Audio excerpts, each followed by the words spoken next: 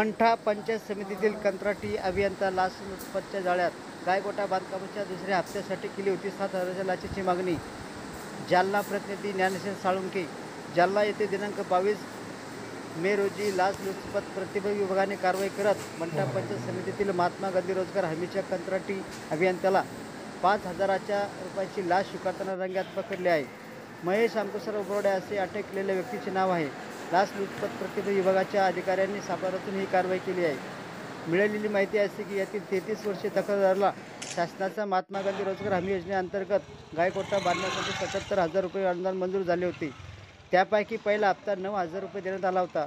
तसेच दिनांक 12/2/2024 रोजी पंचायत समिती कार्यालय मंठा जिल्हा जालना येथे येथील आरोपीने तक्रारदार यांच्याकडे त्यांचे गायगोटा बांधकामाचे मंजूर अनुदानापैकी दुसरा हप्ता देण्यासाठी पंचायत समक्ष 7,000 रुपये लाचेची मागणी करून तडजोडी अंती 5,000 रुपये लाचेची स्वीकारण्याची तयारी दर्शवून स्वीकारण्याची मान्य केल्यामुळे आरोपीस ताब्यात घेतले असून पोलीस ठाणे मंठा येथे गुन्हा दाखल करण्याची प्रक्रिया चालू आहे.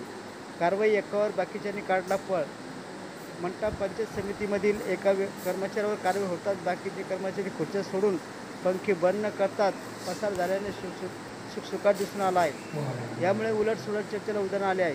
कर नाही त्याला कशाचे डर असा सवाल नागरिकांकडून होत आहे.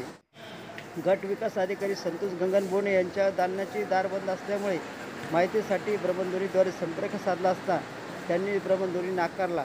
पंचायत समितीमधून नागरिकांनी वाऱ्यावर सोडल्याने खाली आत आल्यापोटी परतावू लागले. कर्मचाऱ्याचे पळ काढण्याचे कारण शोधून वरिष्ठ अधिकारी कारवाई करतील का असा प्रश्न नागरिक करीत आहेत.